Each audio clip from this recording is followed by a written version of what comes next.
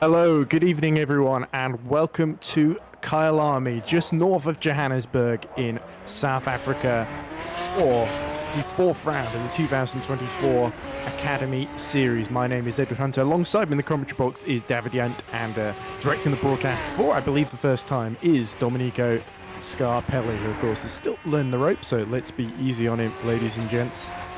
But so far, I think he's been doing a marvellous job. Vincent in the background, getting him up to speed nicely as well. But a fast, flowing circuit Kyalami here in South Africa, David.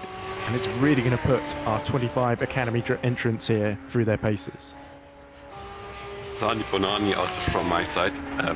Nice to be here. Kyalami, one of the tracks I kind of like to see it back in more international racing, even though it has been featured on like SRO GT. With sadly a few entrants so far over the years, but nevertheless still like this track a lot, even though it's been like half to what it usually was, and it's been, even though it's especially in these cars still kind of fast flowing because well, it got less top speed, it's still been a bit more of known as kind of tight and narrow for some classes. But yeah, again, really nice to be here, and it seems to be dry tonight again.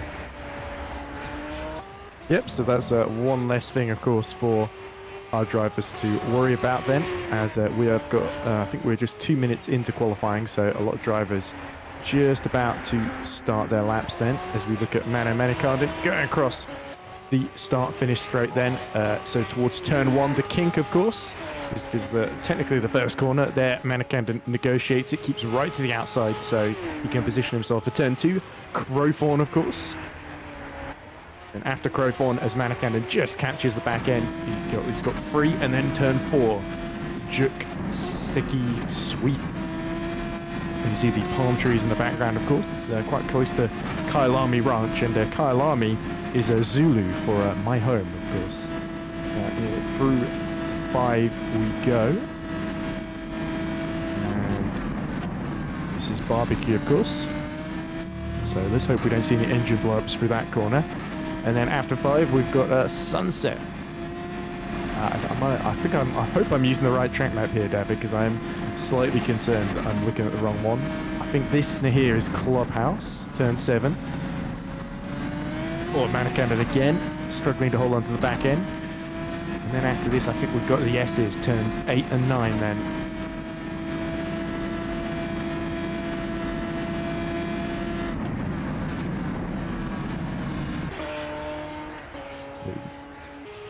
So we switch over to Kasper Kuritz then, who's currently set the fastest time, 1:29.025 then. So obviously this isn't a circuit that gets raced too often, as you alluded to, David. So a lot of drivers still adapting, still trying to get their eyes in to this circuit.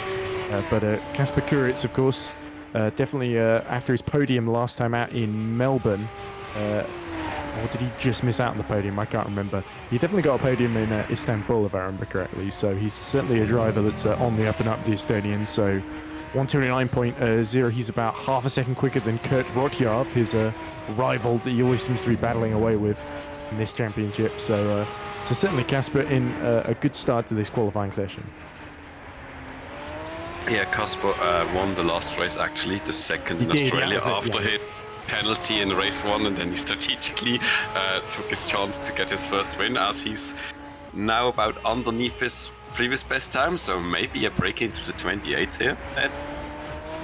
Yeah, it could well be. It was a little bit down in the first sector, but a fair bit up, only 6 hundredths, of course, of a second, but that might be more than enough to break just marginally into 1:28.9s. Here we go, across the line is a 1:28.975. There we go. So 8 thousandths of a second quicker in the final sector there. So Kasper Kuritz, KK, doing a fabulous job out there to set the pace in the early phase of this session, but still some big heavy hitters yet to get lap times on the board, of course.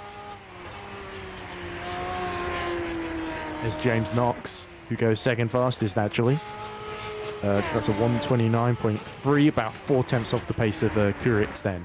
So Knox, of course, who has been impressing so greatly for the Academy team, and I believe he's the reserve driver for ST Racing now, if I remember correctly, James Knox. So certainly making moves up in the world of GPVWC. He also had a really nice, well, a bit unlucky entry to FS2, but he already displayed his speed there. Just got stopped by one of those pesky drive-through. Well, and he's losing it here. This curve is really difficult. If you get onto it, it just pulls you outside to the grass. So kind of impossible to recover there. But yeah, he's been strong so far. Yeah, that was 3 and 4, wasn't it? And that's the problem with some of these curbs, is that they are a little bit high, and there's a lot of dust either side of them as well. And so because obviously it's not a track that gets used all that much, the drivers, it's very old school the way it's set out, this track, and a lot of the drivers not necessarily like we say, having to get their eye in and get used to the track. Sounds like Seva Panasenko, the Israeli driver, he's improved to a 1:29.9. There we go. So it'll be interesting to see what he can do. So let's, with 8 minutes to go, let's review the top 10. Kasper Kuritz, 1:28.9, 4 tenths ahead of James Knox. And it's Kurt Rotjar third, Seva Panasenko fourth, Maciej Sandak fifth, Junio Lopez sixth, Alex Tong seventh, Jake Johnson eighth, Colin Van Huwe, and I think it's a new entrant, in ninth, and Aaron Curtis rounds out the top 10. Oh, we have got quite a bit of spread still, as people are trying to find their, limits. Asuko is trying to, warming up the tires or something, it looks like. But yeah, still a bit of a spread. Yeah. But let's see. maybe some people need a bit longer to get up to speed in this quali session, but maybe back to James Knox. Let's see if he can make up time. Oh, don't run wide there, don't run wide there. Very difficult spot. Yeah, we could see penalties for track limits violations if these drivers aren't careful as well. But it's great that the Academy field is sort of like being used as guinea pigs here at the Kyalami circuit, because I don't believe it features on FS2, Nope. FS1, Super Lights or Super League calendars this year. Now that Kurt directly. Rockyard is setting personal bests. 27.9 in Sector 1, 35.4, so he's 2/10 slower in Sector 2 than Casper Kuritz, so he's really just fighting with James Knox at the moment, this man. Here is Rockyard through what looks like the final corner then, towards the timing beam he comes then. Is it going to be second on the grid, or will he stay in third? No, he's done it, he's leapfrogged James Knox. Fabulous lap there then, and he's only just about done that, 0.048 of a second in his favour. He getting close up there, and Lopez is also with, well, not too far away, but also showing his possible potential again. Yeah, as Dan Thayne, I believe that's how I pronounce it. It should be Thayyn, I think, Thayne. But unfortunately, it's upside down question marks on the timing screen, and then half signs, so that's a little bit difficult to read. But Dan, as you say, only about a 10th and a half behind Junior Lopez in 5th there, so great effort from him. Remember, he was right in the mix of things before a spin at the final corner in the reverse grid race at Melbourne, of course. So Dan Thayne definitely looking to impress once more at Kyalami. As we look at James Knox, he has responded. There we go, 29.3 then. So he's cut the gap to Kuritz to 3.5 seconds. But it looks like Casper Kuritz is sort of put the lap on the board that the others are struggling to match, really. They're getting close in the first sector, but it's sectors 2 and 3 where Kuritz really comes into his own. Lopez was very wide there. Lucky that he didn't invalidate the lap, but probably also cost a bit of time as he lost about 2/10 in the final sector, but he stays 4th with that time. It's Panasenko, of course, FS2 driver last season for VMS Sun Edits and Seva, looking to show everyone what he can do then, put himself back firmly into the shop window in 2024 as he's got a good front end on that car, hasn't he, into the final corner. But let's see what the top speed is like. 4th place, he leapfrogs ahead of Thayne and Lopez then. Looks very nice. It's just a bit, out muscled Lopez there for 4th so far, but still about 3/10 gap to the top 3, so we'll need a bit more of just a good front end to catch up. Yeah, very, very close. So battle for second between Knox and Rockyard. 0.013 of a second splits them. Then Panasenko and Lopez are both split by 0.026 of a second. So don't let anyone tell you the gaps in Academy are small. Matthew Maple has gotten himself ahead of Manu Manakandon for 11th well, he had actually, and now it looks like Matthew Maple has completely disappeared.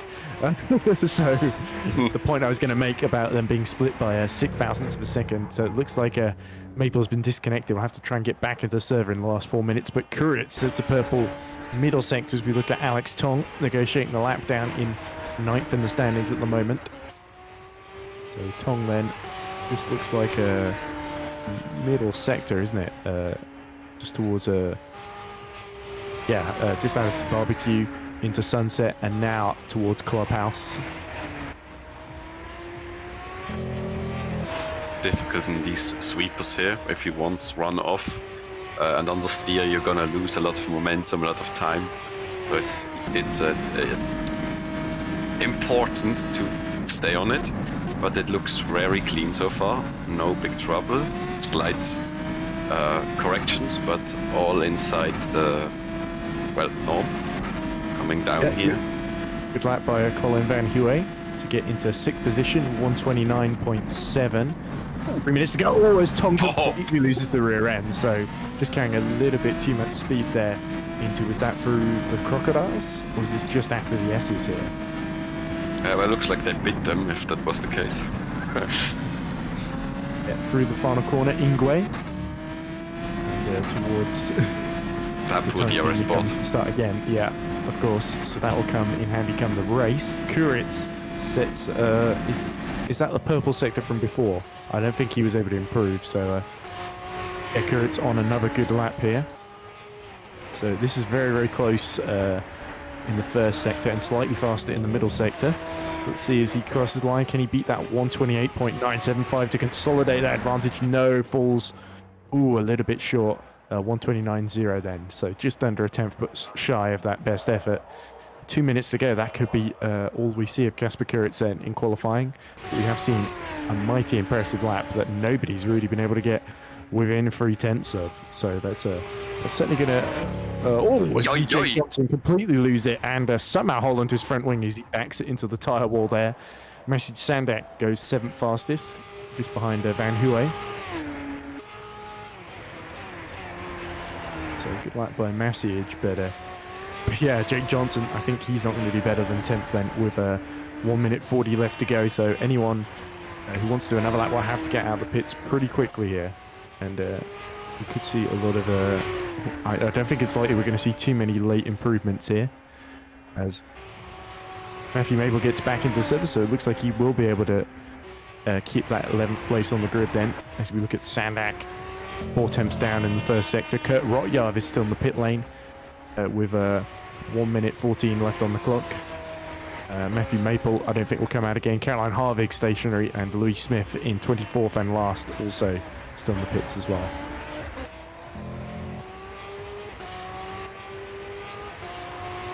Yeah, Lopez then sets 28.1 in sector 1, but Seb Panasenko sits at 35.4 through sector 2. That matches Rotyard ahead of him. So he's looking close. But a couple of tenths down in the first sector as Lopez remains in 5th. So good effort. 129.6, just a tenth shy of Panasenko. But he is Seba Panasenko. And this could be the last big gainer that we see. Sandak consolidates 7th as well. But what is it going to be for Seba Panasenko then? Just a few short corners left to go. Through the crocodiles he goes. And then into Cheetah, turn 15. This sort of narrow... Yeah, I always forget. It's always a bit tricky for me to remember which way the circuit goes, because it is, as you said, it's slightly different to the layout that was used by Formula One in the early 90s and late 80s, for instance. But yeah, Panasenko through the first sector is about a tenth and a half behind pole time, but up on his personal best. Looking good for him so far. Oh, as I say that, 2/10 bit lost in the middle sector. Needs a good entry to this turn without spinning it up. Yeah, that still puts him even with Rotyard, so he might have a chance at third here if he can just have a good end. Oh no! Pushing that a little bit too hard and the curb spits him out. It's sitting up in the middle on the under tray. That happens very quickly. Yeah, you just see how much that unsettled the car completely on exit there as we cut back to Alex Tong. 4 temps down in the middle sector. This looks like Tong might have to set off a 9th here. He just seems stuck to the bottom of the top 10 essentially. But remember, 15th is going to be the reverse grid spot, and that's currently occupied by Ugo Sorzio. So I'm interested to see if anyone can snatch that from him at the start of the race, of course. Ooh, as Alex Tong does set a faster lap, but it's only still keeps him in 9th, but he just avoids breaking into the 129s with 130.035. So he's a tenth and a half down on Dan Fane. Looks like the Estonian sandwich up there is secure now. Yeah, it certainly is. James Knox will want to find a way through, but looks like only Vazdar still out there, I think, second lap times. And that might even have been after the checkered flag fell, so I think we've got our grid here.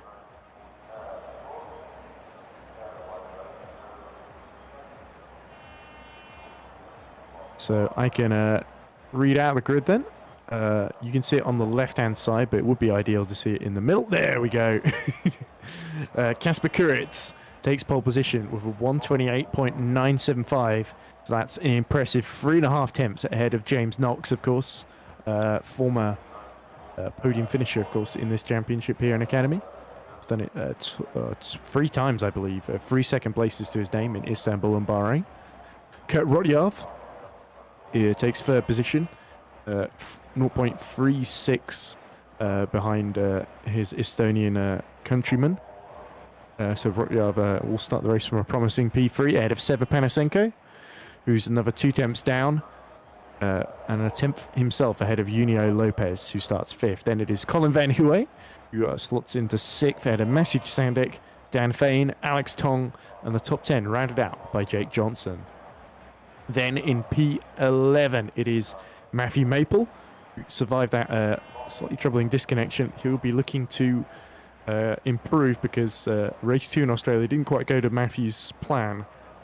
So he'll be very, very keen to make amends here with a clean race 1. Mano Manikandon will start right behind him in 12th on the grid. Then it is Aaron Curtis, Yannick Von Cole. Ugo Sorzio will start 15th, which is the reverse grid pole position spot. Ahead of it, but just behind him will be Janice Pano, and of course Caroline Harvig. And Joshua Dexter 18th after a difficult qualifying for the Englishman. Eric Kamedi, returning to Academy Championship, will start 19th. And in 20th will be Martin Reitberg, 2 seconds off the pace, so plenty of time still to find for Martin. Dylan McKenna, great to see him back. He will start 21st ahead of Julian Kerr. Christian Vazdar will start 23rd. It's difficult qualifying for Vazdar. Then it will be Carl McManus 24th and Lou Smith rounding out the rear in 25th. That concludes qualifying. So we've got a short, just under 10-minute warm-up left to us then. So we're going to go on a quick break here.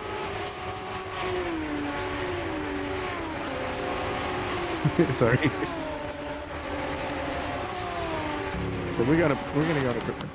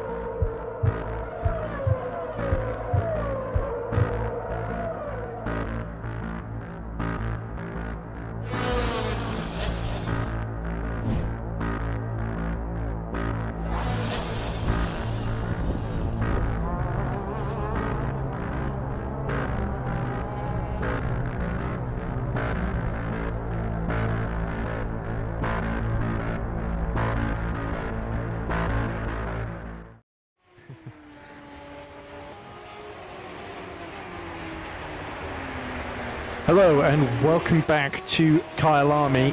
My name is Edward Hunter, alongside me David Jundt, on broadcast direction Domenico Scarpelli, and everyone very excited then for the first race of two here in South Africa here, round 4 of the Academy Series. Plenty of support in the chat for Sema Panasenko and Ugo Sorzio, of course. But with this warm-up about to end, the grid will be forming up. What are we expecting to see, David? Especially in the opening laps, it's surely going to be very chaotic here from the Academy field. Like for the top 3, I'm seeing and spin. Getting distracted. And there he goes. Yeah. Mano having some trouble with that fast sweep. You know, if you go, again, balancing on that turn, you can go really fast, but if you go too wide, then this happens. Top 3 again, like as I talked about that Estonian sandwich around James Knox.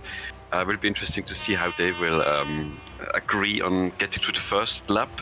I also think I see a lot of closeness racing, like you can talk about current Formula 1, that there's like I see in the midfield battle, which is very close, like about 9/10 to like 1.3 away from the front, which will be very tight, which I'm gonna also expect that on lap 1 these people will kind of have to, you know, agree on who gives which track position, and we'll see if that works out over the whole lap, especially like the last kink, which is very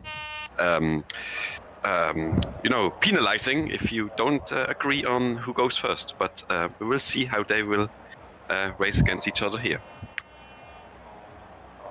Absolutely. So it's going to be very exciting to see how this all plays out, of course. Oh, sorry, need to get that cough in before we get going. But yeah, I think Casper Kuritz will have what happened in Melbourne race 1 very clearly in his mind, where he was able to get into the lead ahead of James Knox, and then had that penalty for corner cutting, which forced him to come into the pits. Very final lap of the race, wasn't it, that saw him lose the win and fall down to just 12th or something like that, wasn't it? And then he was able to win the second race from there. But as we wait for the grid to form up, it's going to be really interesting to see if our top 3 can break away, and what sort of chaos and carnage happens behind them as well, as we wait for the Kyalami Grand Prix to get going. 14 laps of action ahead of us. Ed, I would say, if you, in comparison to Jeddah, where you've got some running off, if you kind of cut here, you're more likely to find the barrier first before the penalty comes. Yeah, exactly. So it is much more old school track than either Melbourne or especially Jeddah, which is not a very old track at all, but and also very high speed and kind of with lots of chicanes, and but still plenty of runoff at certain parts of that track. Whereas here, whilst there is quite a bit of runoff, some of the walls and the curbs can spin you out brutally into them a lot easier.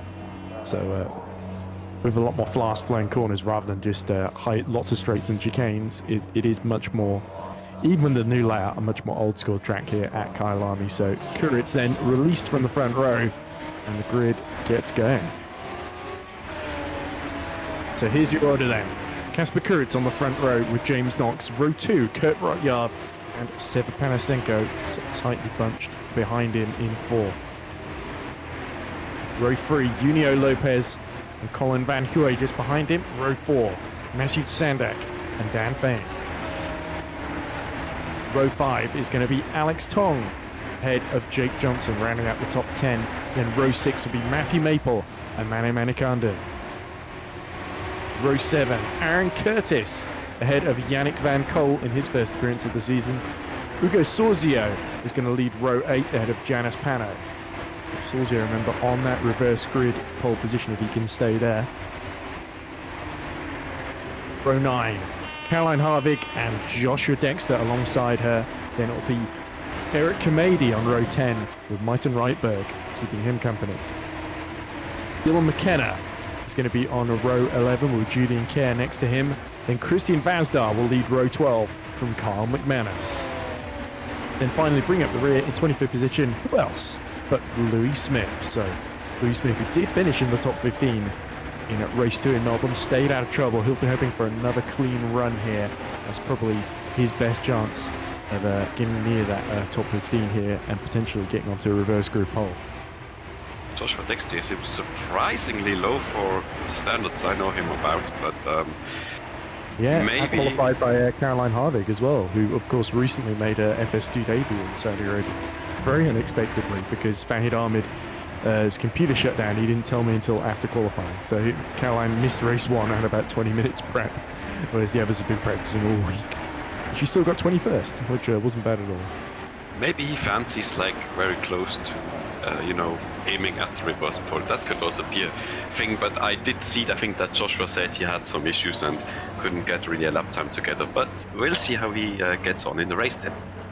So what's happening here? There's a gap right behind Kasper Kuritz, where Kurt Rotyard surely should be. This track has it like that. It's always like the second I see. pit slot. I see, there's always a gap in between them. So that's just in case they want to do bigger grids, they can shove in more cars. But anyway, we get underway, and Kuritz, and James Knox make a very, very even getaway then as they rush towards the kink and then into turn 2, and it looks like it's going to be Kuritz that's got the inside. Rotyard trying to come back at James Knox by slotting himself up the inside at turn 2. Knox just about holds onto it and keeps Junio Lopez at bay, but James Knox, that's not ideal for him. Down to third position then with the two Estonians ahead of him, Kuritz and Rotyard then.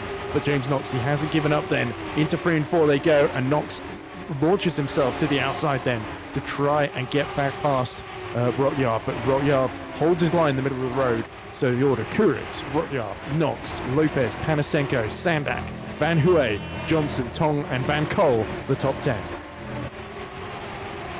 Maybe let's just drop to the back end of the field. I see something happened there in the last section. That's a shame. He lined up 11th on the grid, of course, so getting into some issues at the start. There was a little bit of side-by-side between, I think that might have been Sandak and Van Hooy, but it's Sandak that's held position there. Now look at Kuritz.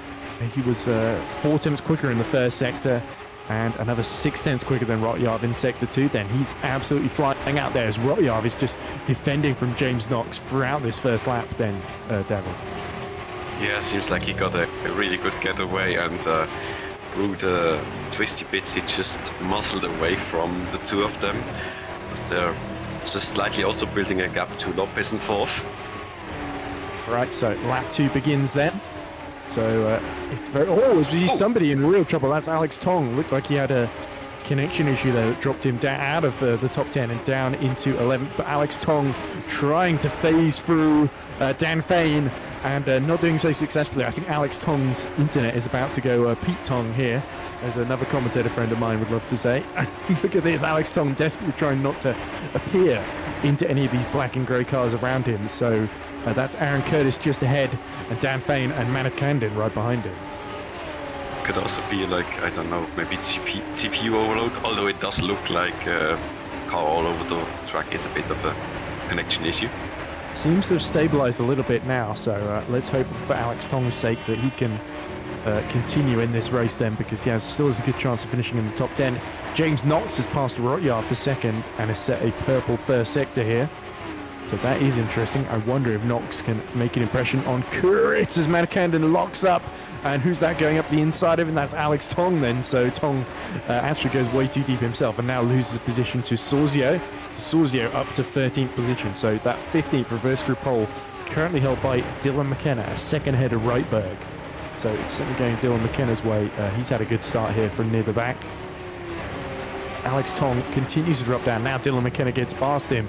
So I think whatever Alex Tong's issue is, it must be lagging on his end as well then, David.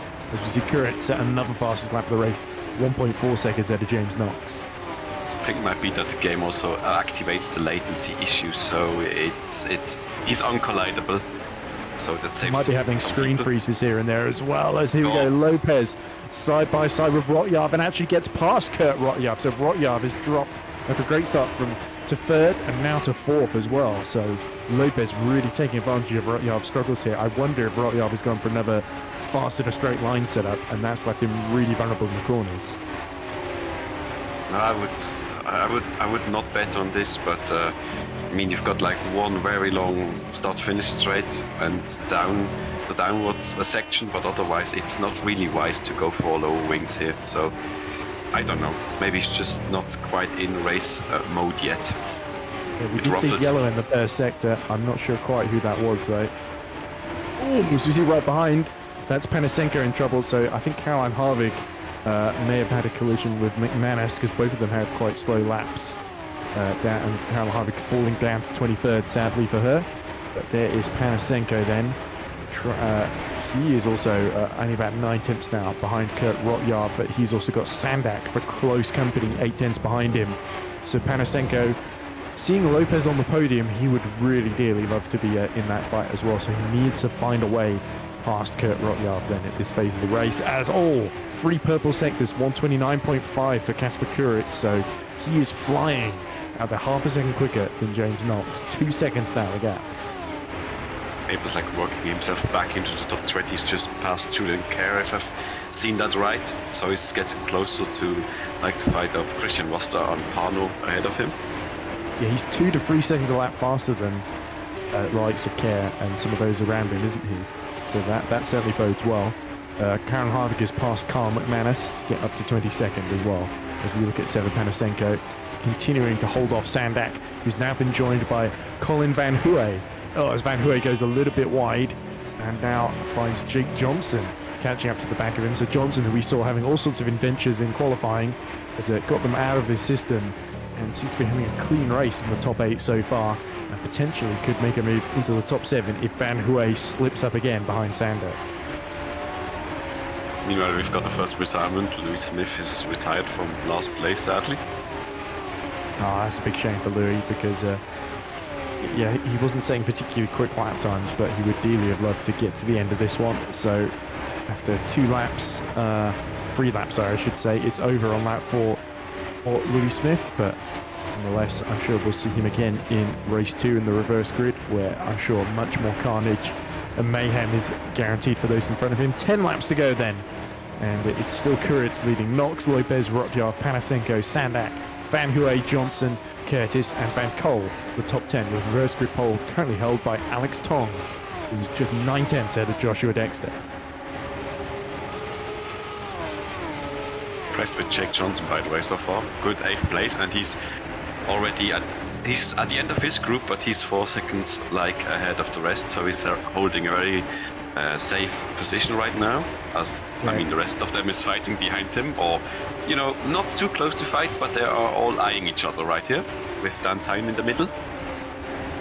Yeah, you see Aaron Curtis has just created this train behind him, hasn't he? He's been lapping about 4/10 a lap slower than Johnson in front of him, and so now he's got Van Cole, Thane, who we look at the moment, who's right behind Van Cole himself, and then Manakanden and Sorzio all sort of trying to sneak into the top 10 with 9 laps left to go in this race then. So Dan Thane, again, he's just got to be really careful that he doesn't leave the door open in the middle sector here through the S's into some of the tighter corners, because that's when Manakanden, who we know is not shy of a aggressive overtake here and there, and is a pretty good defensive driver as well, does not like to be overtaken particularly easily, could be a big problem for Dan Thane in this phase of the race. Tong's miserable races, or well, miserable moments with the connection has come to an end, as he's also retired now, sadly. That puts Dexter into reverse pole for now. It does, and he's 6/10 behind Dylan McKenna and 1.8 seconds ahead of Janis Pano himself as well, so it's certainly going well for Dexter, considering he started down in 18th. He stayed out of the chaos, and Dylan McKenna could find himself actually demoted to that 15th spot as well, but Dylan McKenna's got that 5-second gap to Sorzio in front of him, so it's difficult to see Dexter making too much ground from here with the time left in the race. Dan Thane has a good exit here as he tries to close in on Yannick Van Cole, and Van Cole a little bit less experienced in Academy this season, so that could create an opportunity here for Dan, as Carl McManus looks like he may be pitting to retire as well. It's a bit on the curb there. Oh, he's pushing a lot, and he's being on a quite squiggly moment in the previous turn, and then he's out on the curb, so gotta be watch out not to go too far. And the dirty air is also problematic. Firstly, if you miss the line, then you get into the dirty air. So gotta be careful. Maybe lift off a bit and sort yourself again for a new run on the car ahead. Yeah, that was just through Clubhouse and the S's that happened to Dan Fain, and that has allowed Manikan. And almost Dan Fain lets the rear completely go through the crocodiles, and now towards Cheetah they come. And Manikan then knows that as long as Dan Fain is abusing his tyres, there's going to be a small opportunity here to get up into 11th position here. So Manikan then has got to be absolutely ready to pounce here. Meanwhile, up front, James Knox 2 seconds further back from Curtis. So he's actually fought back a little bit, but not enough to close the gap as Lopez still holding off Rotyov 6/10 behind him as Dan Fan sees Manikan just making shapes behind him, trying to get himself into position to slot up the inside of the racetrack here as they come across through onto not the start-finish line, but in the final sector they're coming up to again, isn't it?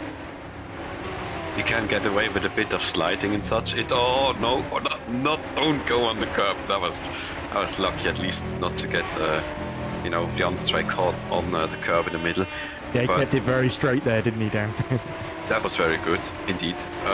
You can get a bit sliding in, just don't overdo it, but sometimes it's just about on the edge between losing too much time or something, and it's very close on the brakes in this difficult slow turn, but Manikan then just avoiding the back end of him, but at the same time Tyne's not even losing that much time as he gets again close to Van Col ahead of him, but yeah, this doesn't is look really like he's close enough. Aaron Curtis, because he's just escaping in front of him. Dan Fan gets very, very close to the back of Van Col, who is starting to really struggle with his tyres then in the dying phases of this race, and Dan Fan is trying to squiggle all over the racetrack to try and make something happen here as they come towards the final corner. He's trying to maximise the exit here, get on the throttle as early as possible as they approach the kink. Can he get the inside of Yannick Van Col? Van Col trying to defend. Is he going to move to the inside ahead of turn 2? No, he sticks to the racing line. Dan Fan, how late is he going to be on the brakes here? Very, very late indeed. Is it too late? No, he just about gets it turned in time, but loses the rear end, and that allows Van Col to get alongside and retake that 10th position. Just got away with at the exit and leaving each other just enough space, and now it is not going to work out. He will probably have to fall back behind. Maybe he can get force like an arrow.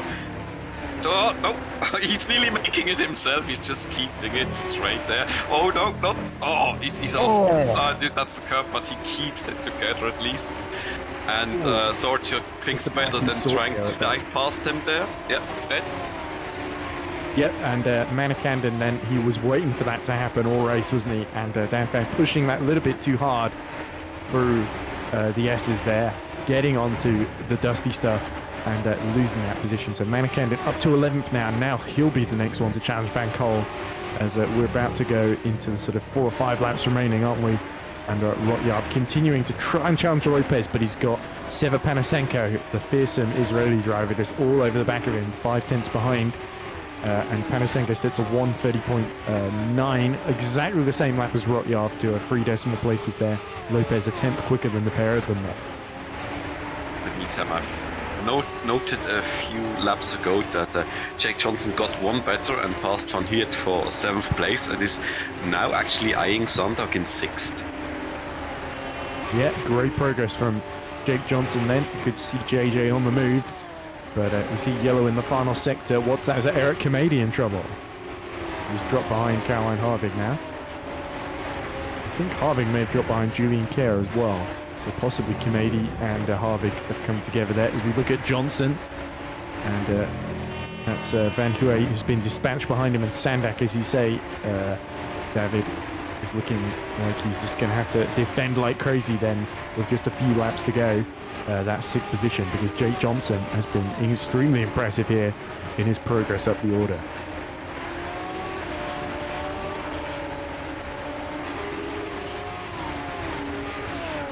It's just been noted there, Pano has taken on reverse pole position right now as he's passed Dexter for 15th, yeah. And McKenna is also right ahead of him, so they're all over each other right now.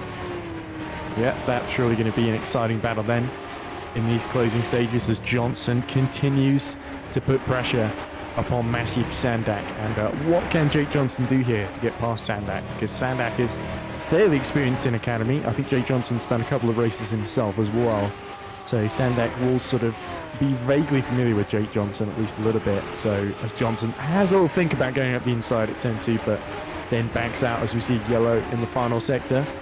That resolves itself very quickly. Slight, yeah, incidental problem for him as Colin Harvick lost another place to Kumade. So that puts Manikandin in the top 10 then.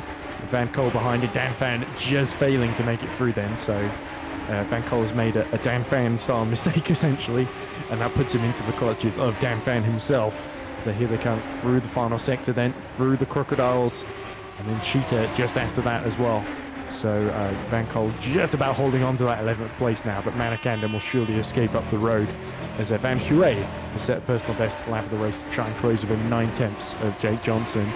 Meanwhile, up front, Kasper Kuritz 5 seconds now ahead of James Knox. A very, very impressive drive from Kasper.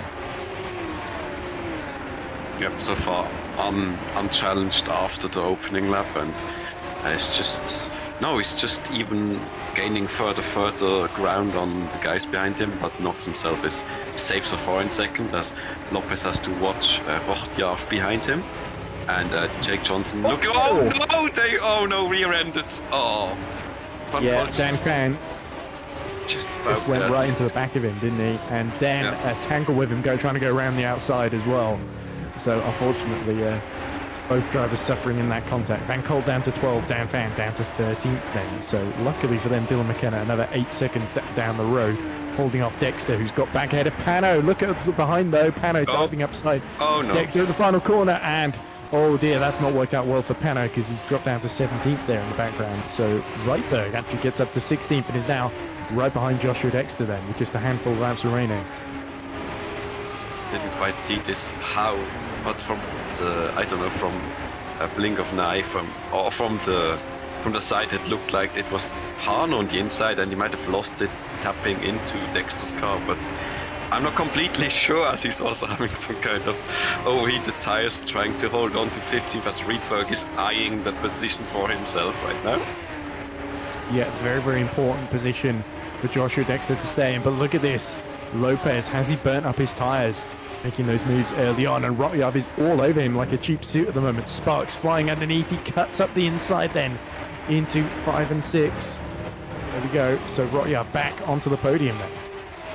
Very good move, very difficult turn downhill there. No, he's losing it on the curve again! That's probably shows some suspension damage. And that's going into the final corner as well, just before that happens. So that puts Panasenko up to 4th. Lopez down to 5th with 2 crucial errors there. Yeah, such a shame. That was such a good duel right now. As he's still at least recovered and keeping 5th for now, but now Seva is looking for his chance. Because he's dropped right behind Van Cole here. And look at this, Van Cole trying to go around the outside of Dan Fain, isn't he? Into turn 2. Here we go. He's going to have a little bit of overlap. Tries to brake as late as he can. He's got that inside line. And just cuts off Dan. I was nearly glued to his rear tire there. I was for a second I was worrying that he might turn him around, but then he's not really giving him the breathing space. Oh. Here we go. Up the inside there. Just about backing out there in time. Look at Dan just driving like an absolute madman to try and get back into 11th place here. But Van Cole just absolutely refusing to back now. So Manikanda has definitely made a mistake because he's a second and a half down the road from these two now when he was ahead in 10th. So that really lets Sorzio off the hook. And Sorzio's gone from, I think, 15th to 10th then in this race. Yeah, our extraordinary cameraman just told us, Pano is sadly retired from this race after his, failed bid for P15, and now it's gone completely worse. As Manikanda having lost his front wing on the third last lap now. That's also disappointing now. He'll surely have to come in, won't he? Yep. But Reitberg is about... Oh no! Oh dear, 7.9 seconds behind, but that gap's going to close quickly with the pace that Manikandan's going to lose here. In fact, there we go. Through goes Rydberg because he just avoids crashing into him and then tries to dive up the inside, and Rydberg backs right off there, and sensibly so, as Manikanen going into the pits. Manikanen looking a little bit suicidal there, dare I say. Yeah, difficult also with the pit entry. You've got to be on the limit before it. The line is coming before the turn, so I hope he's not gotten himself a penalty there. But it almost wouldn't matter given bad to how us. badly this end to the race is going, as Van Cole now all over the back of Sorzio, and he's dragging Dan Fane with him as well, as we're on the penultimate lap now. Kurit's about to start the final lap. Off track goes. That's not Van Cole, that must have been Sorzio then. Oh dear, Ugo. Out. I think his car's not straight anymore. That looks a bit skewed.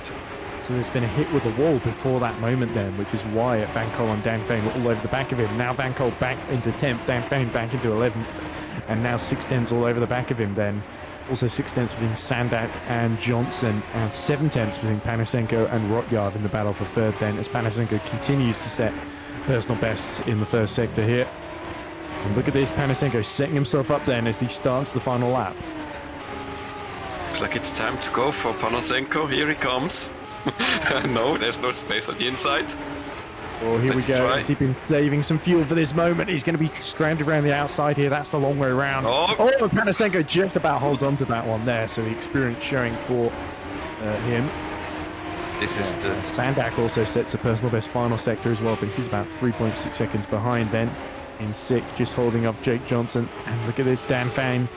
3/10 behind now. Maybe he'll have a better chance of setting up Van Cole as he dies very, very late into turn 2 there here. And then mistake then from Van Cole, and Dan Fane is through into 10th position there. So finally, at the 16th time of asking, Dan Fane makes it through cleanly. It's the difficulty of turn 1, like being that slightly banked one, so you go over that bump, it makes the car light, so difficult. Yep, just the final sector to go now for Kasper Kuritz. He's nearly 10 seconds ahead of James Knox. What an awesome drive. As there we go, that looks like Caroline Harvick just getting out of the way there in the background. But 1 corner to go for Kasper Kuritz, winner in race 2 in Melbourne. It's going to be 2 in a row then for the Estonian as he powers towards the line. Victory in Kyalami for Kasper Kuritz. And we just have to wait 9.6 seconds then for James Knox to appear and cross the line himself in second. There he is then. So he does cut the gap ever so slightly, but it's 10 seconds then as they cross the line exactly. Kurt Rotyard a second down. He will take third from Sever Panasenko. Then Junio Lopez is going to come over in 5th. Sandak will hold on to 6th, just 8/10 ahead of Jake Johnson. And there's Dan Fane just about getting it turned into the final corner. He is going to take 10th position from Van Cole. And Dexter's got himself up into 12th with all of the chaos that was happening near the end there. So Martin Rydberg is going to take the reverse group pole, or is he? Look at this, Sorzio losing out to Rydberg right at the end there. So a couple of them must have been short on fuel. So Rydberg gets 13th right at the death, and Dylan McKenna inherits reverse group pole then ahead of Matthew Maple then, who just misses out and will start 16th. So wow, drama at the back here in the fight for reverse group pole there. Yeah, true. The end was... I don't know if that was a mistake maybe at the end of the last turn, or if he's just running nearly out of fuel, but I was also monitoring Maple at the back, who came so close to catching them, and it just wasn't enough time to start an attack. So, yeah, he just stayed 16 in the end. Oh, and there's Vazda doing his traditional post-race spin. And he's doing it right in front of, is that Manikanen? Yeah, it must be, because Manikanen's got this new front wing on, and he's finished the race in 19th then. So he's doing some donuts. I don't know why. Not much to celebrate there, is it, down in 19th? Well, anyway, let's see if we can go through the final order then of race 1 before we go on a break ahead of race 2. So there we go. Kasper Kuritz picks victory from by 10 seconds over James Knox. A dominant performance from the pole sitter then. Make it 2 wins in a row in a GPVWC Academy. Kurt Rotyard will take another podium in third ahead of Seba Panasenko. Then is Junio Lopez in best finish of the season in fifth ahead of Matthew Sandak and Jake Johnson. Very impressive drive from him. So Jake takes seventh ahead of Colin Van Huwe in his return to GPVWC Academy. Aaron Curtis takes ninth. Dan Fan finally gets past Yannick Van Col to get into 10th position. Van Col, of course, will have to settle for 11th ahead of Joshua Dexter, who went from 18th, 19th on the grid to 12th. Martin Reitberg with those late moves goes from 16th and 15th to 13th. Sorzio just missing out at the end with a couple of big errors. Remember, he was crabbing as well, wasn't he? So it's no wonder that Reitberg caught him. Dylan McKenna just snatches reverse group pole at the end there, ahead of Matthew Maple in 16th. Julian Kerr ends the race in 17th, ahead of Christian Vazdar. Then is Manakanden and Harvig a lap down in 20th. Carl McManus, he finishes 21st, and he's our final finisher then, with the retirements being Eric Kamedi, Alex Tong, and Louis Smith, who failed to finish the end of the first lap, if I'm not mistaken. So very, very short race for Louis Smith. Let's hope he lasts a bit longer come race 2. So, results of race 1 covered. I think it's time to go on a very, very short break. So we'll see you on the other side for race 2, which will have Dylan McKenna and Ugo Sorzio lining up on the front row.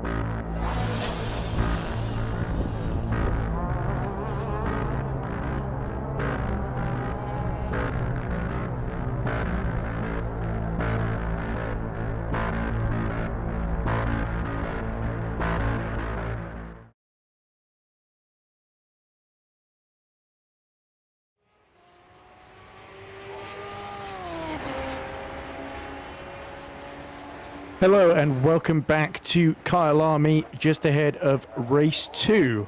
We have just had race 1 a few minutes ago, won by Casper Kuritz, a second Academy win in a row. So it's sort of like buses. He doesn't get any, and then he gets 2 in a row, of course. They all show up at once. Can he make it 3 in a row? He's going to have quite a job from 15th on the grid just coming up. But it will, of course, be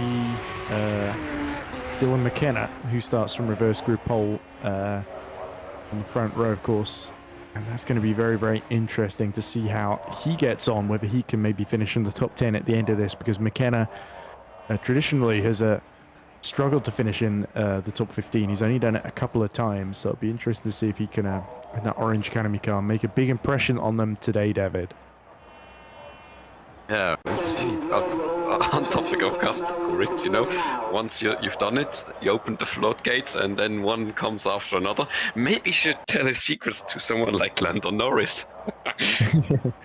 Yeah, and James Knox was just absolutely taken aback there because he finished second by about 10 seconds. Of course, he did have Kurt Rotyard overtook him briefly on the first lap, but then Knox got back through, had clear track ahead of him, but just could not live with the pace of Casper Kuritz whatsoever. So that's definitely a big, big sign of intention. Now we're going to see whether Kuritz going to make the moves. As we see the grid populating in front of us, and it's McKenna and Sorzio that form the front row. Sorzio getting damage in that first race. He'll be looking for an improved time, but McKenna definitely has worked very, very hard to get onto the top of this grid, and he'll be very, very keen to stay there as long as possible, put on a show for us in the commentary box, which is exactly what we like to see, David. Yeah, like in the last race, I think that was Dantin or Lano Spino. Like they also showed they were for a long time, and then I think with Stein that was rewarded. What was it? Was it rewarded with like 7th place in that race because he kept a cool head when the fast guys came around? As we now head onto that lap. Yep, and Dylan McKenna seems to have set off completely on his out. There's Sorzio, just a little bit further behind. They'll try and warm up their tyres, weaving from left to right down the straights. But let's go through the grid order then. It is Dylan McKenna on the front row, Ugo Sorzio alongside him. Then Martin Reitberg heads row 2 from Joshua Dexter. Row 3 is led by Yannick Van Cole ahead of Dan Fan. So Dan Fan once more will have to overtake Van Cole in the opening phases. Aaron Curtis will line up ahead on the start of row 4 ahead of Colin Van Huey. Behind them will be Jake Johnson ahead of Maciej Sandak on row 5. Row 6, Junio Lopez and Seba Panasenko. Row 7, Kurt Rotyard ahead of James Knox. Of course, James traditionally goes quite well in reverse grid races if you can stay out of trouble. Casper Kuritz, race 1 winner, will start 15th, of course, just ahead of Matthew Mabel, who just missed out on that reverse grid pole right at the death in race 1. Julian Kerr is 17th ahead of Christine Vasdal. Then it's Mano Manikandan and Caroline Harvick rounding out the top 20. Carl McManus lines up 21st ahead of Janice Pano. Then it will be Eric Kamedi and Alex Tong on row 12. Then bringing up the rear, it will be Alvin Tran. And no Louis Smith then. Alvin Tran seems to have taken his place then in a silver Academy car, which is a shame for Louis, but certainly a good opportunity for Alvin to jump in mid-event and see what he can do. It's like, Alvin. But don't want to jinx him or put pressure on him too much, but I'm gonna just look at Joshua Dexter and hope he can, you know, maybe impress us and clear some of them, as he sneaked his way to 12th still in the first race. So gonna see if he gets a podium here or not. And I've jinxed him. I wanna bet. The thing is that Dexter, in the second of those 2 purple cars behind Reitberg, he started race 1 quite well, gained a lot of places, and then lost a couple near the end, didn't he? Because he was looking good in that fight for potentially 10th or 11th, and ended up dropping down to 12th, I think, in the end. With a little mistake of his own, as McKenna just about burns out next to the grid pot. And has Sorzio missed his grid? Oh, Sorzio spun it on the way to the grid, because there we go, slots back into second there. So lucky escape from Ugo Sorzio. Things going wrong before the race actually starts, but Dylan McKenna nearly spinning out of the grid spot there. And in fact, he reverses a little bit to try and get himself positioned correctly. Finera at the top of the grid. That's it.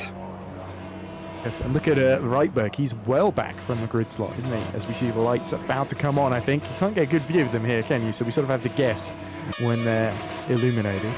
You see flag waving in the background from on the fans trackside.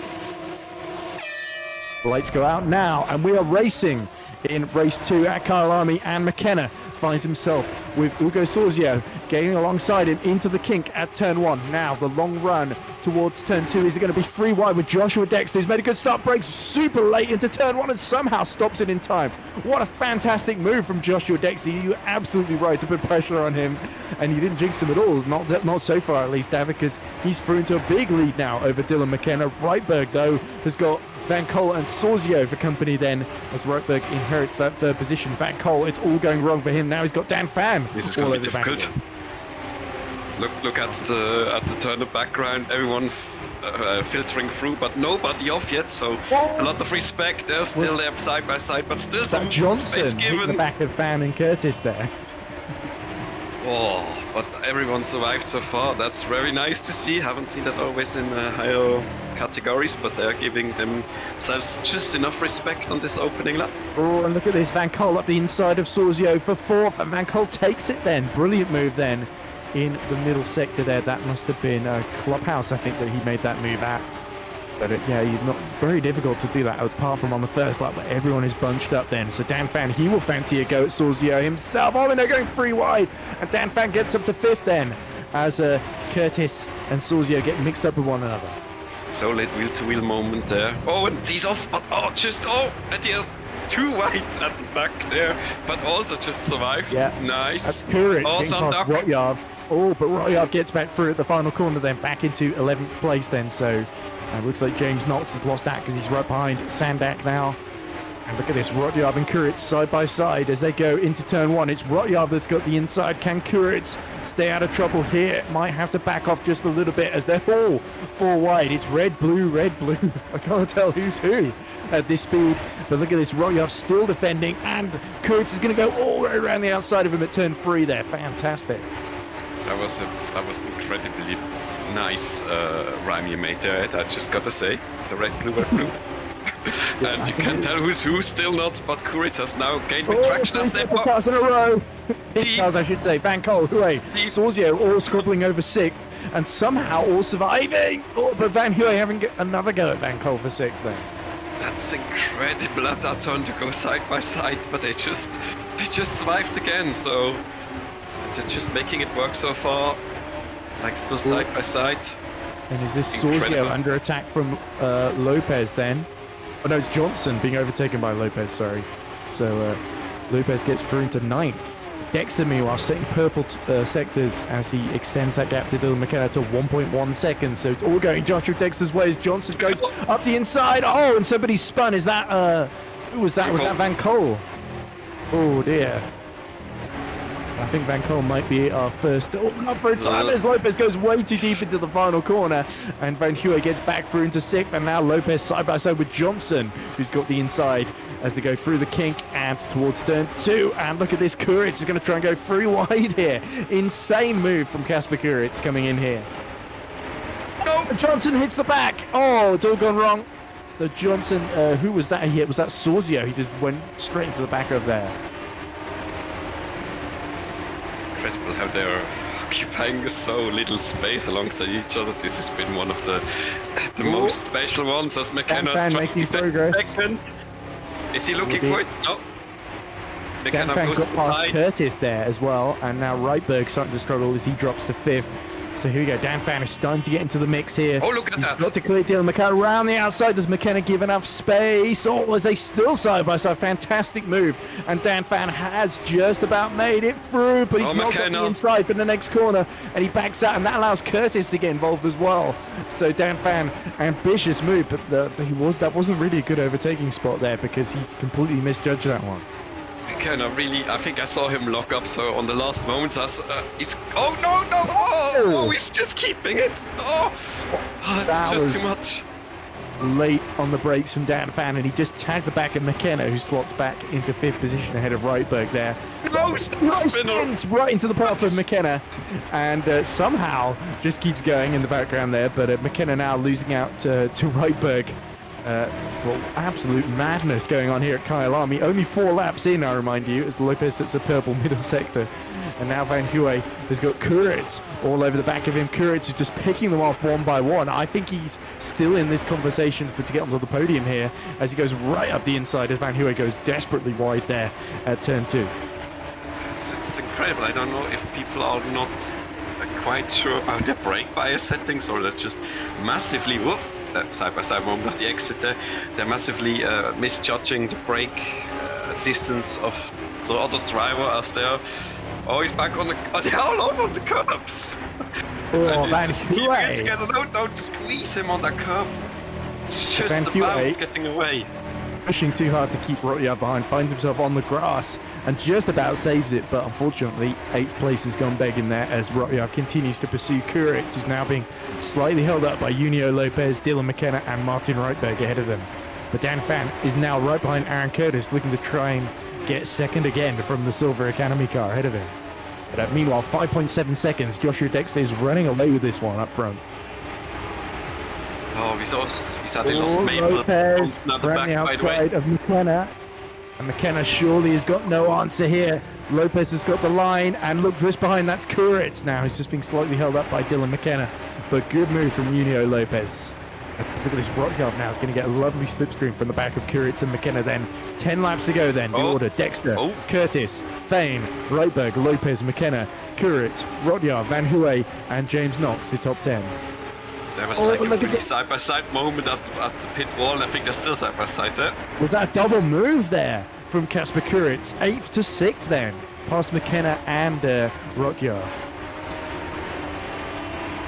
Oh, and look behind, is that Knox getting past Huey at turn 2 as well. They went side-by-side there. It looks like James Knox has not quite made it past Huey actually. He's retaken him there, it seems like, so probably undercut him again on that turn. Man, we've already lost Jake Johnson and Matthew Maple in the commotion of the first 5 laps, so yeah, sad to miss them already.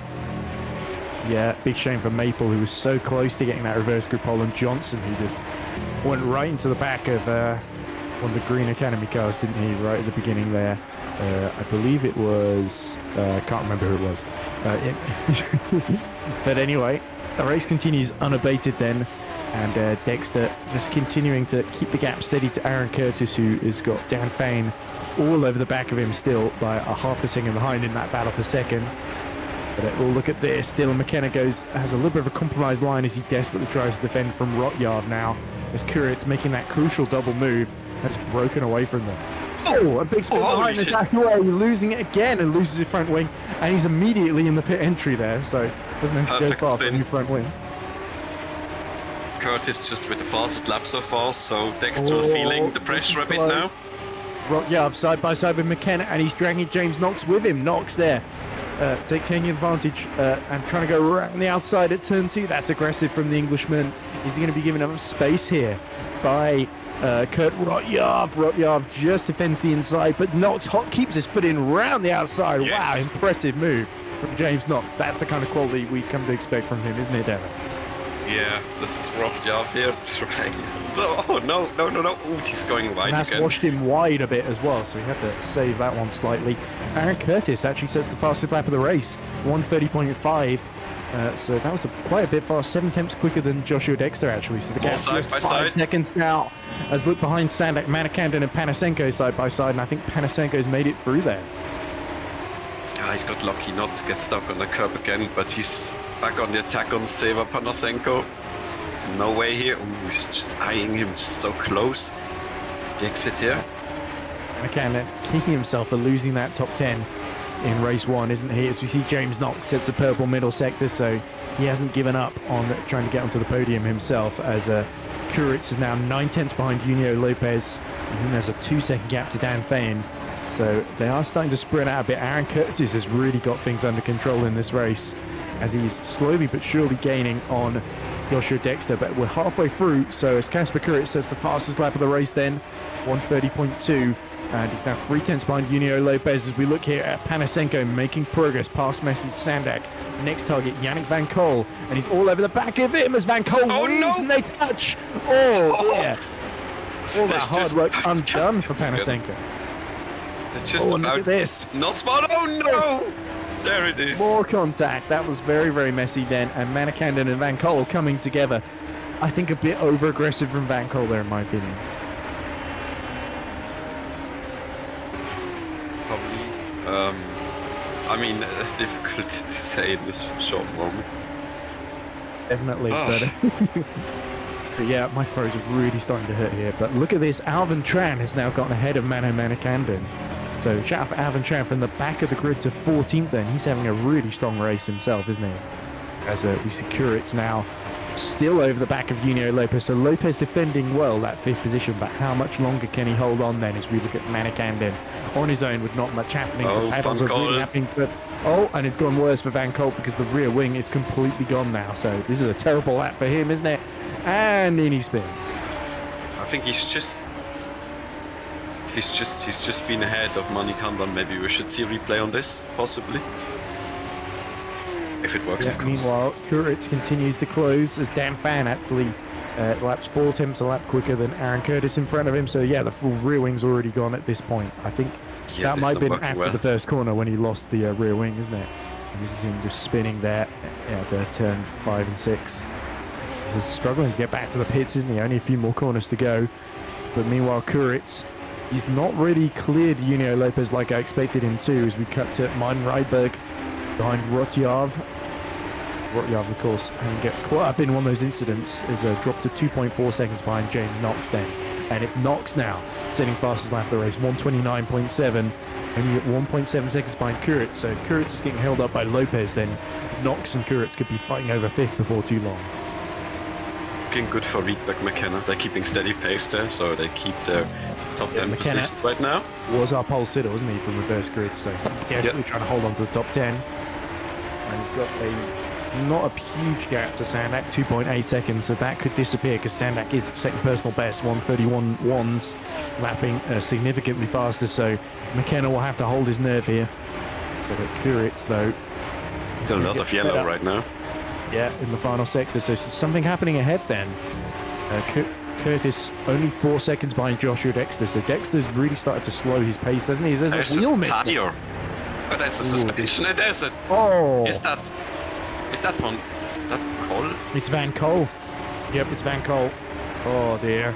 I think that's a retirement. Did he not make it back to the pits? Did he miss and just ride along the pit entry there? Because he's right on the apex there. He should really retire from that position as... Oh, Kuritz past Lopez for 4th. I'd say, oh no, he's touching him. And goes Lopez. And he's trying to reverse around the track and just avoided there by James Knox. That was millimeters close there. Probably way too close for James Knox's calling. The attempted spin back was a nice idea, but I kind of just saw it coming that somebody would have a very close moment with that. As for Cole, I think he's lost it again on the lost rear wing, and then he, destroyed his car and missed the pit entry, probably.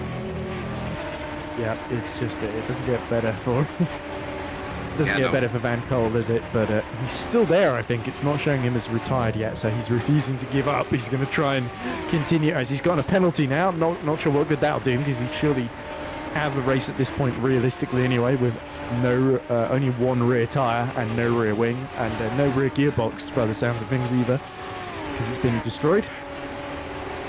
Game probably said he cut the inside of that turn and gave him a penalty. Oh, he's a danger to everyone, including himself, really. Let's see as Lopez and Rotjav approach the final sector. He's probably still there because there's no one on the radio telling him to retire, so he's just become a permanent fixture of that inside. No, he seems to have moved somehow. Or has Yannick got back to the pit somehow? He's on the outside of the turn, I think. At least it looked like it. No, this is dangerous. What are you guys doing? Somebody. That's not McManus, is it? No, it's Van Hooy, I think. He's lost both front and rear wings, so he must have collected him. Yeah. I wonder if Van Cole's about to be disqualified here. He's dropped all the way down to 25th, and he has. Van Hooy finally makes it back. Van Hooy had to go the wrong way down the track to get back into the pits there. I wonder if that might be looked at as well. Sorzio has also come in and retired. So Sorzio, who was second on the grid in this reverse grid, as we look at Fane, who's now 8 tenths behind Aaron Curtis in the battle for second, as Rotyard continues to chase Lopez then with 4 laps to go. So Dexter, even though his lap time, he's starting to get lap times under control. Oh no, McKenna is off. Oh no, Dylan McKenna. And looks like Panasenko in trouble as well, but McKenna still going then. So Panasenko, while trying to overtake McKenna, collided with him. And Dylan McKenna dropping outside the top 10, so it's not been exactly the dream start for him.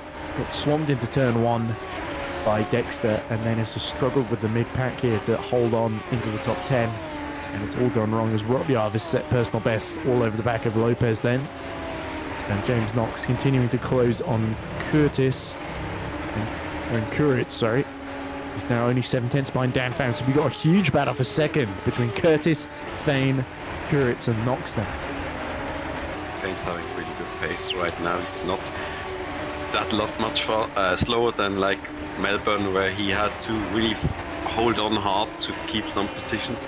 But right now he's kinda even out with the other guys this track, so maybe there's a chance he can keep it until the end. Yeah, but Kuritz is really starting to line him up, and he knows James Knox is coming, doesn't he? So he's really got to make this move quickly, with only a handful of laps remaining, 3 to be precise after this one.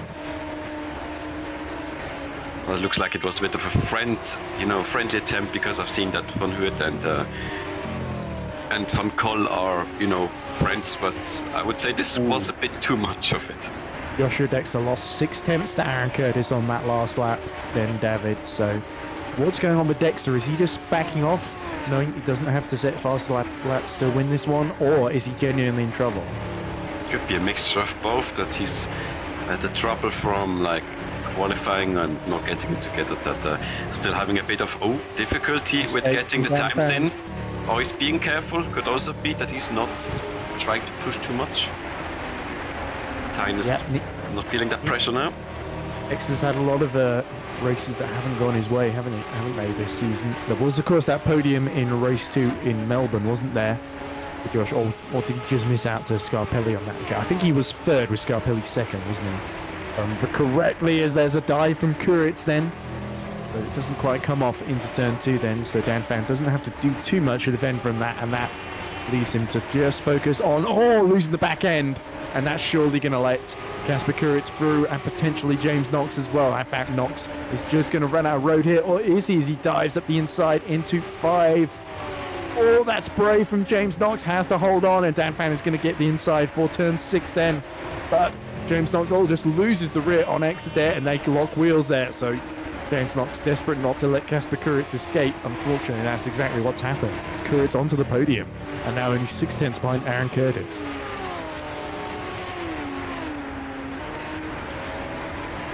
Yellow in the first sector, David. So Christian Vazdar, we're hearing, is in trouble down in 15th. But I wonder here, is Joshua Dexter going to start to panic if he sees Kuritz in 2nd instead of Curtis here? Or do you think he'll just keep driving the way he is at the moment? Because he's got the gap nearly up to 4 seconds again, because Curtis's pace has started to drop slightly. I think with about 2 laps to go, I think Dexter should be safe-ish, because I don't see without any big trouble getting really that close. And first Kuritz has to get through on Curtis, who's been showing a pretty consistent 2nd race so far, as he has to defend now from Kuritz. Here we go, and behind that's Fan defending from Knox, but Casper Kuritz launches to the outside line at turn 2. Will he be given enough space? Spinning of the wheels from Aaron Curtis, and his defense of 2nd place. He held on so valiantly. Just enough space left. It's now over. But Aaron Curtis certainly didn't make it easy for Casper Kuritz there, who goes from 15th on the grid to 2nd. Fabulous drive by him, as looking the back, and Knox has cleared Dan Fane. Brilliant drive so far by him. Really nice. Just, of course, difficulty getting through the field, and Dexter took so far, made the most out of it. So that's why he's not at the front yet. Now, can James Knox deny Aaron Curtis that first Academy podium here? Because he's certainly got the pace to do so, but has he got enough laps to catch him? A bit 9 tenths of a difficult. second is the gap.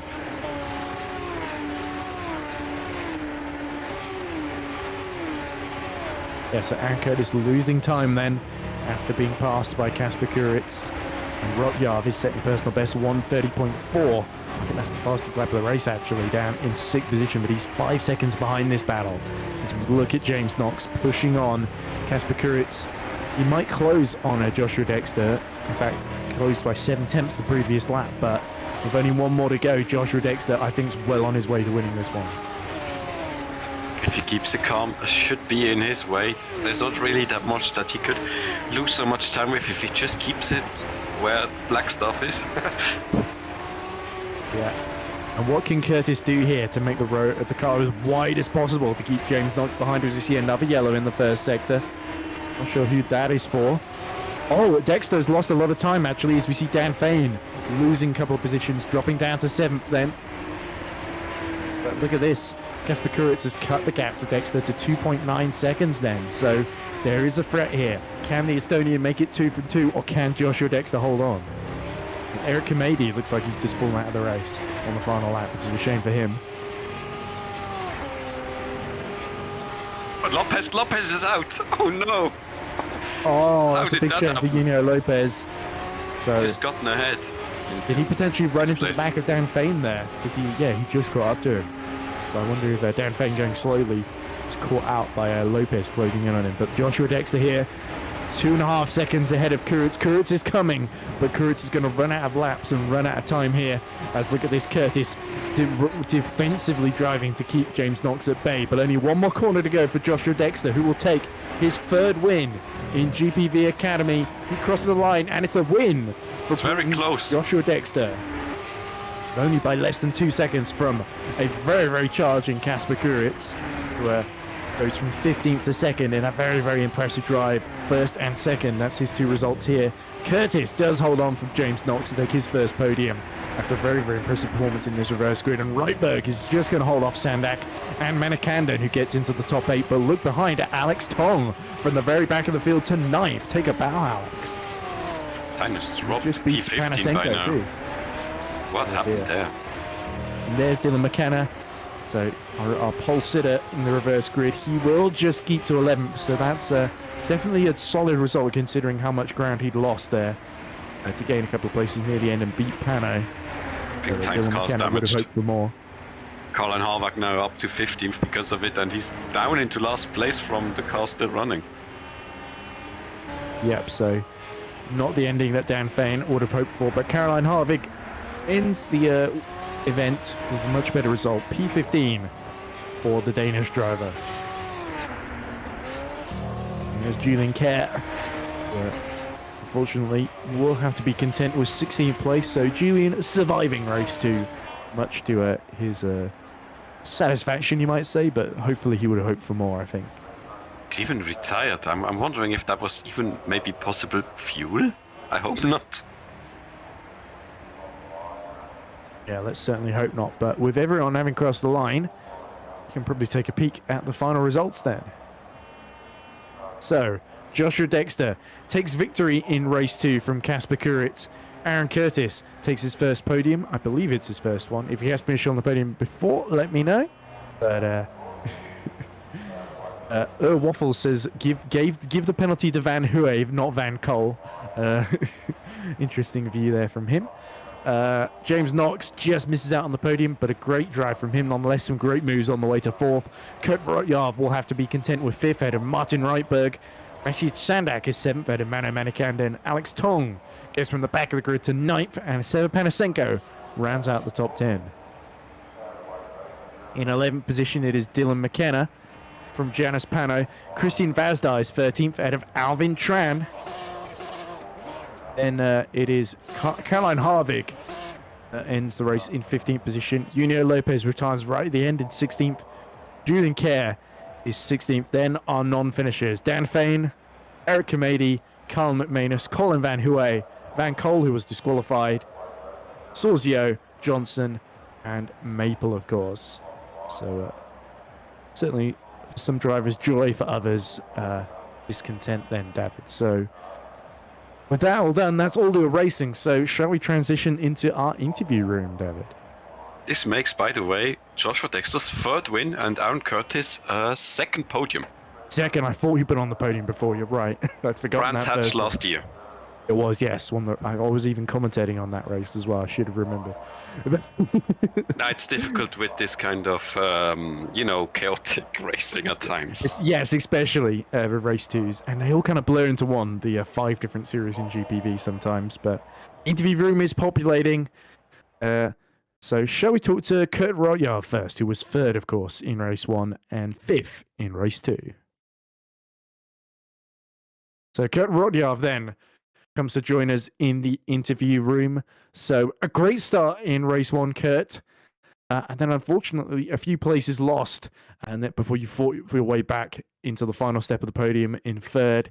And then race 2, you didn't quite gain the ground that James Knox and Kasper Kuritz did, so 5th in the end. So I suppose a decent pair of races, but certainly you would have hoped for a little bit more in both, I think.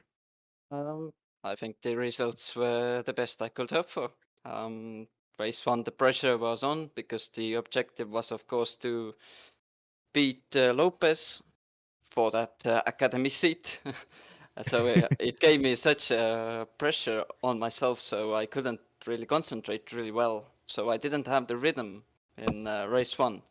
But race 2, I didn't have the pressure because I knew I had beaten Lopez in the first race, and beating him again wasn't that important now. So yeah, really happy with the results.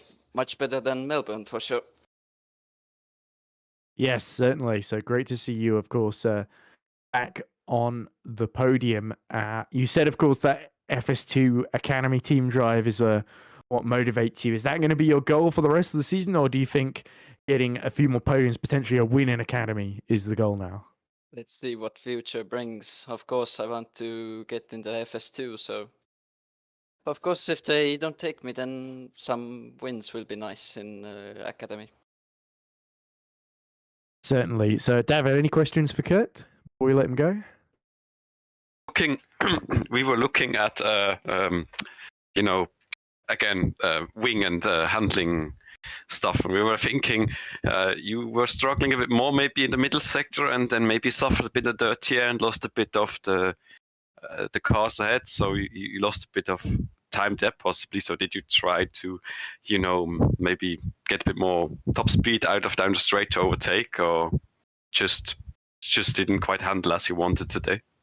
Like in Melbourne, I tried all sorts of things again. I made a setup which has grip and top speed, so it was a real plus for me in this race because I got the handling of making a setup. So in Melbourne, I was really struggling, but in Kyalami the beginning was hard, but got used to it really quick.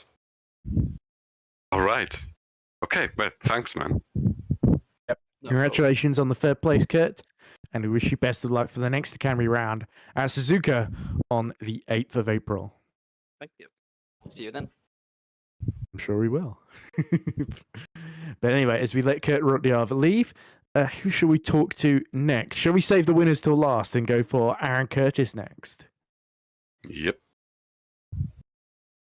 Right, so we are now joined by Aaron Curtis, of course, who was, I believe, 13th or 14th in race 1 and 3rd, held onto the podium, 2nd podium in GPV Academy in race 2. So congratulations, Aaron. A great defensive drive in race 2, but the foundations of it really built in race 1.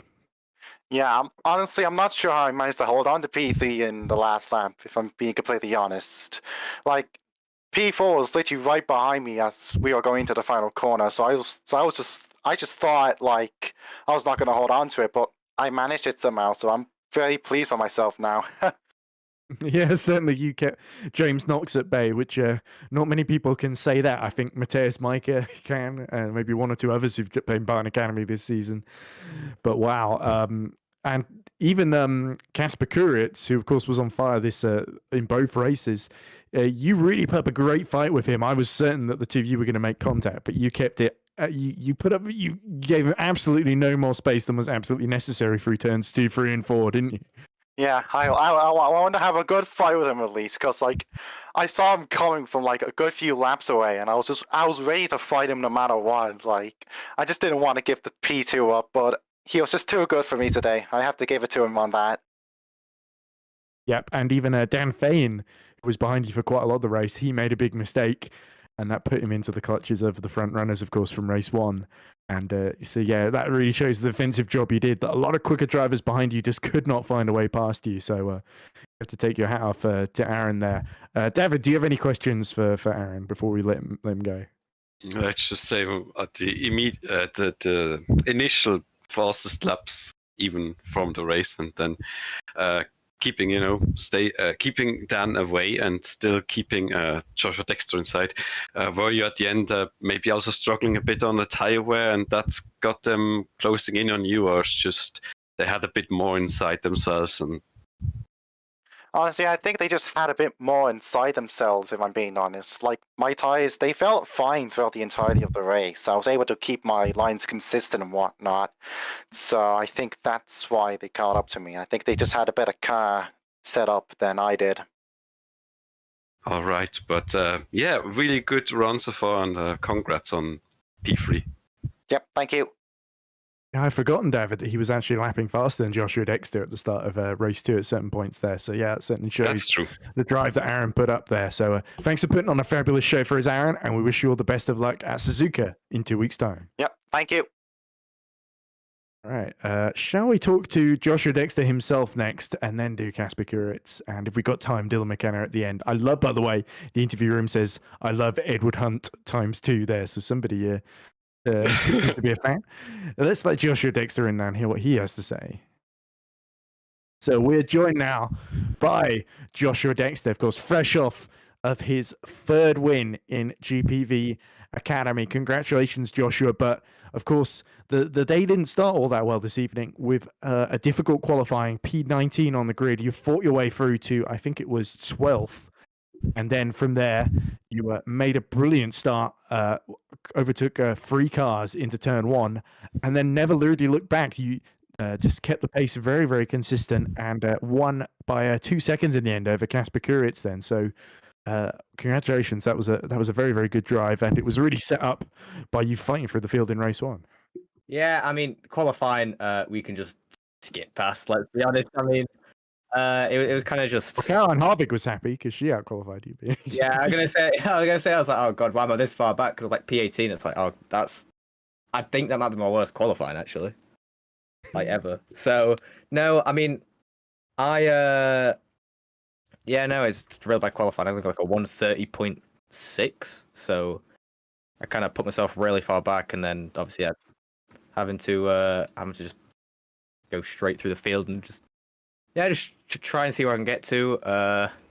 Obviously got up to P12 in the end, but yeah, no, it definitely could have been better race 1 and qualifying, but yeah, it was set me up quite well for race 2, I suppose.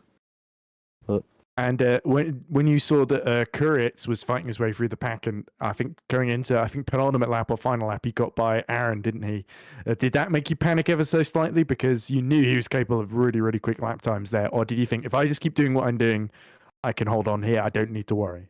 I think, well, it was kind of a bit of both, because he knows that he's not one to make a mistake. I mean, he's only done a few races, but I mean, you can tell he's a pretty darn good driver. So I know he's got his FS2 debut coming up. But I mean, it kind of got to like the final couple laps. And I was thinking, because I think it was like a 4-second gap, so it was more of a case of don't make a mistake, because I know that I could at least be within 2 seconds of Kasper on the final couple laps. So the goal was to kind of just make sure I could get to the end of the race in the first place, and then it was, well, once 4 seconds and 2 laps left, it was not coast, but just make sure that I'm staying within 2 seconds a lap of Kasper.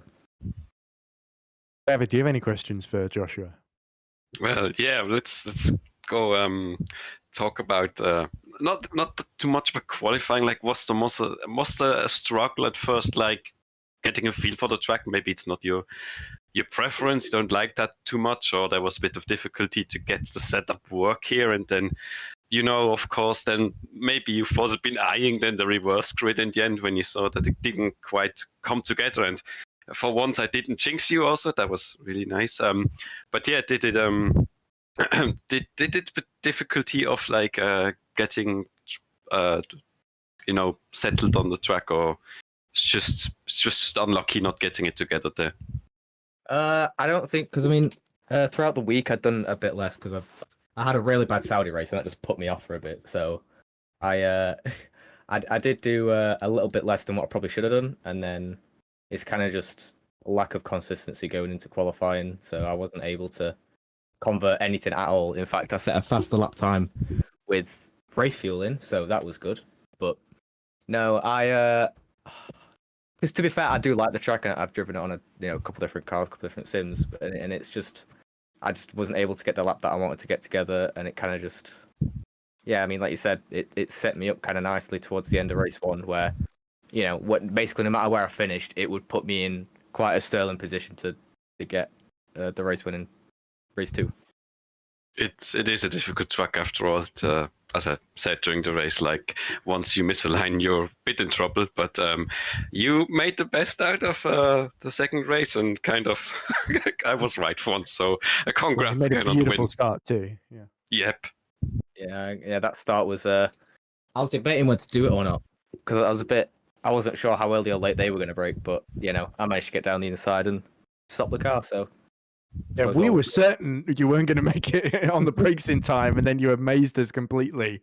And so well, not for the first time you proved us wrong, Joshua. So congratulations on a third Academy win. We love seeing you scoring points in FS2 as well. Oh, gee, I'd love my drivers to score a few more points as well, but I'm sure they will eventually. I'm sure they're going to have to get past you at some point or other. But anyway, congratulations. Always great to see you in action, Joshua, and thanks for coming to talk to us. Yep, you too. Have a nice evening. Oh, my throat's certainly going to need the rest later tomorrow. I'll be doing super light. So you said you a bit annoyed after Saudi. I never like Saudi. So I know how you feel. Yeah. Anyway, so let's without further ado, shall we let Casper Kuritz in before we talk to Dylan McKenna then? So we're joined now by race 1 winner and runner-up in race 2 from 15th on the grid, Casper Kuritz. So Casper, I think that's about as good a pair of races at Kyalami as it's possible to have, really. Winning race 1 by 10 seconds over James Knox, and then carving your way through the field after some brilliant scraps in race 2. Very, very entertaining, exceptional driving, and hats off to you. Two wins in a row, of course, after winning race 2 in Melbourne. So how do you feel? Yeah, thank you. Felt really good. Coming into the weekend, I didn't feel that confident as I've never driven this track in Now Affected 2, so I didn't have quite high hopes. But in the practice server, I saw that was kind of quick, and then it was all about just managing the pace and doing decent qualifying, and then trying to make that gap as big as possible for race 1. And then I love this. Decent qualifying is being on pole by 3.5 tenths of a second, which is a monster. I mean, yeah, I had like 2.5 tenths, maybe more in that lap, because that sector 2 was really bad for me, as like I felt like it. And going into race 2, I didn't expect that much coming from that far back, because I know what that can be like coming from P15, and there was a lot of chaos, and luckily I made it out alive. And then it was just all about taking it one at a time, and just finally getting that P2 was like really relieving, I guess. Yeah, there were a couple of hairy moments. There was a great battle for second with Aaron Curtis, where you were trying to go all the way around the outside of Aaron, weren't you? And Aaron left you just enough space, but no more than was absolutely necessary. So certainly that must have been a bit worrying for you, that you were so worried about contact, obviously, like you say. So it was very well done to avoid that there and get through. Yeah, Aaron did a lot of great defending moves, and getting past him wasn't that easy. And I knew if I wanted to possibly win this race, I had to get by him as soon as possible. So I saw that chance, and he left me that bit of room, and I was just like, okay, I'll take it and I'll try to get past. And eventually he backed off a bit, I think, and that gave me enough of a advantage to just get past. David, do you have any questions for our victorious dominant winner in race 1? Yeah, maybe I'll just also go back to handling and tires. I'm just saying, because we didn't see him much at the end or through race 1, was like, could you have been going on for longer with like the same pace and just keep lap after lap in, or did you then back off a bit and be like, yeah, I'm safe now, I don't need to overdo it? In race 1, when I saw that gap go about to 6 seconds, I was like, okay, I don't want to repeat Australia again. And I was like, okay, I'll drive low 30s safely. And then in the last laps, I just kind of pushed on a bit more to get to that finish line quicker. Great tactical driving, but yeah, congrats again on race 1 win and on the race 2 second place. Very good driving. Yeah, thank you. Yeah, I know, Casper, you would have loved to catch Joshua Dexter right at the end there, but I think you did realistically about as good a job as you could have, given the amount of cars you had to pass in race 2. Oh yeah, definitely. Dexter did an amazing job getting off that line and trying to build that gap to P1 with P2. So it was going into the penultimate lap. I think it was about 4 seconds the gap between us. And then I think you halved it by the end, yeah. Yeah, at the finish line it was like 1.6. So maybe a couple laps more and I would have got him. But yeah, he did really well. Yeah, but not quite as well as you, of course, Casper. And I'm sure the big teams in FS2 will be paying close attention. So I'm sure we're going to see more of you in action, impressing us at the Japanese Grand Prix at Suzuka in 2 weeks' time. Yeah, hopefully. Okay, thanks for coming to talk to us, Casper. And congratulations on the 2 podiums, including the win. And I think you've deserved a well-earned rest now, and maybe some champagne potentially too. Oh, maybe not champagne, but maybe a lemonade. It's only Academy, you're right. Yeah. All right. Use some Kool-Aid or something. Yeah. Right. Anyway, so only one man left to interview now, and that is, of course, Dylan McKenna. So last but very much not least. So Dylan McKenna joins us now, 15th in race 1. So that meant that he started on reverse grid pole and then just about recovered to 11th after a very, very chaotic race 2. So Dylan, 2 very, very interesting races for you. Race 1, it all got decided right on the final lap at that last couple of corners, didn't it? Where you were just able to sneak your way into that crucial 15th position ahead of Matthew Maple. And then right at the start, you saw Joshua Dexter go around the outside of you, and then you just got swallowed up by the pack. Fell to 13th at one point, I think, with an incident with Panasenko, I think it was, but then you beat Panasenko to 11th right at the end then. So overall, you've got to say, a fairly positive day for you. Very chaotic, I will admit. First race, the entire goal really was just to get as best as I could. And with the help of Joshua, I think we both helped each other and both got a good start for race 2. And race 2 wasn't really the best for me, at least. It was obviously hitting the rear by Dan, which set me off down a couple of positions, and then obviously later on in the race, I was punted again, which then kind of left me in no man's land. But other than that, yeah, it was probably the best race I could have had, but again, not the greatest in the race 2. No, certainly not. But you showed what you could do especially towards the end in race 1 when it was so chaotic. You were the one keeping ahead and benefiting, ultimately getting that reverse grid pole. So certainly it bodes well for more top 10 finishes coming into the next couple of races, of course, at Suzuka and then Road America later in April as well.